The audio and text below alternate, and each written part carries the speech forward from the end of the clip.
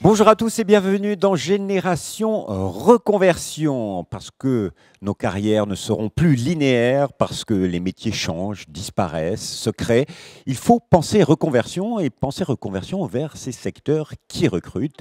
Eh bien, vous allez en découvrir avec notre invitée Agnès Domenech. Bonjour. Bonjour. Vous êtes déléguée régionale Île-de-France de l'OPCO Atlas. Alors, c'est un des 11 organismes de compétences, les OPCO, qui sont chargés d'accompagner les entreprises, les branches professionnelles en matière de formation professionnelle. Est-ce que c'est une bonne définition? C'est une bonne définition, effectivement. 11 OPCO. Nous, l'OPCO Atlas, nous intervenons pour aider les 50 000 entreprises en Île-de-France, 120 000 en France, au sujet de formation, mais aussi de recrutement, parce que c'est là que les métiers en tension apparaissent. Alors, rappelons, vous occupez de quelle branche, quel métier, quel type d'entreprise? Alors, notre OPCO, l'OPCO Atlas, couvre 13 branches professionnelles dans 4 grands secteurs. Les secteurs de la banque et la finance, les secteurs de l'assurance, les secteurs de l'expertise comptable et commissaire aux comptes, et l'expertise et la branche, le secteur du conseil. Par conseil, j'entends le conseil aux entreprises, mais aussi l'ingénierie et le numérique. Et ce sont des secteurs qui recrutent aujourd'hui? Plus que ça, ce sont des secteurs avec des métiers qu'on appelle en tension. Un métier en tension, c'est un métier pour lequel on a plus d'offres d'emploi que de candidats. Donc elles recrutent en effet, et elles ont cette particularité d'être un ensemble d'entreprises qui est en fort développement, en fort modification avec la transition numérique et la transition écologique qui impactent fortement les métiers, et surtout des entreprises qui cherchent des talents.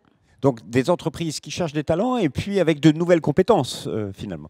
Avec de nouvelles compétences. En effet, la transition numérique, je le disais, a impacté les métiers, que ce soit dans l'organisation du travail, dans la façon d'interagir avec les autres, mais aussi dans la façon d'identifier les stratégies de développement, les stratégies de clientèle. Donc ce sont des entreprises qui mutent et qui recherchent de nouveaux talents. Alors ici, on est sur un événement dédié à la reconversion. Alors on sait que ces secteurs recrutent toujours des jeunes, ils aiment bien les jeunes, mais est-ce qu'on peut se reconvertir vers ces secteurs même si on est en milieu de carrière, qu'on a 30 ans, qu'on a 40, 50, pourquoi pas? Alors, ces secteurs aiment les jeunes, mais aiment tout le monde, n'aiment pas que les jeunes. Pourquoi elles aiment tout le monde? Parce qu'elles ont de forts besoins en recrutement et que les jeunes ne suffisent pas à combler les départs en retraite. Les jeunes ne suffisent pas non plus à combler les besoins en compétences qui sont des besoins un peu plus transverses. Les personnes en reconversion sont riches d'une première expérience, ont développé d'autres compétences qui sont transférables.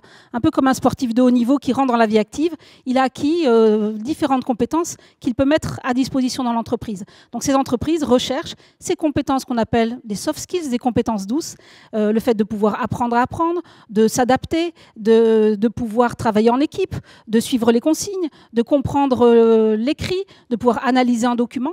Toutes ces compétences que les plus jeunes ont moins. Et c'est cette diversité de profils dans une entreprise qui est le reflet de la société. Une entreprise qui vend une application numérique à des clients en face. Ces clients sont jeunes, moins jeunes, sont diplômés, moins diplômés. Et avoir dans ces équipes une pluralité, une diversité de profils, ça correspond à la clientèle pour laquelle on a développé un service. Alors, moi j'ai deux questions. C'est comment, en tant qu'OPCO, vous pouvez aider une personne qui est en reconversion vers un de ces secteurs, d'un côté, puis comment vous aidez éventuellement les entreprises à accueillir des personnes en reconversion? Alors, nous, on travaille avec Transition Pro, et notamment Transition Pro Île-de-France, qui nous a gentiment invités aujourd'hui à cette manifestation qui est un succès. Mais notre accompagnement dans les OPCO est plutôt à destination des entreprises. Qu'est-ce qu'on fait? On aide les entreprises à identifier les métiers de demain et les compétences nécessaires.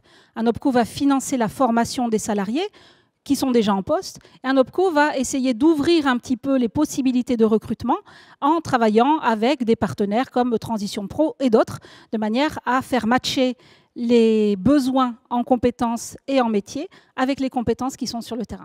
Et par exemple, vous pouvez aider les entreprises à prendre des projets en alternance, parce que des fois, il faut se former sur ces métiers.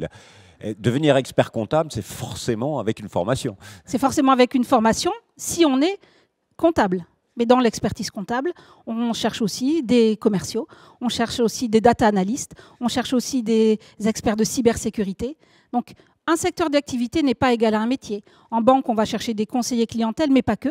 Dans la finance, on va chercher aussi des informaticiens, aussi des personnes qui sont en capacité de faire de la sécurisation.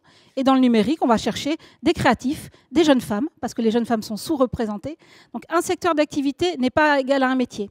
Du coup, effectivement, l'accompagnement de l'OPCO Atlas envers les entreprises, c'est de pouvoir financer des formations en amont de l'entrée dans les entreprises, de manière à pouvoir acquérir la compétence métier dont elles ont besoin et qui viendra s'ajouter à la compétence que ces personnes-là ont déjà acquise au cours de leur première carrière professionnelle. Donc vous travaillez au quotidien en Île-de-France avec Transition Pro Île-de-France pour ces projets de reconversion vers ces secteurs.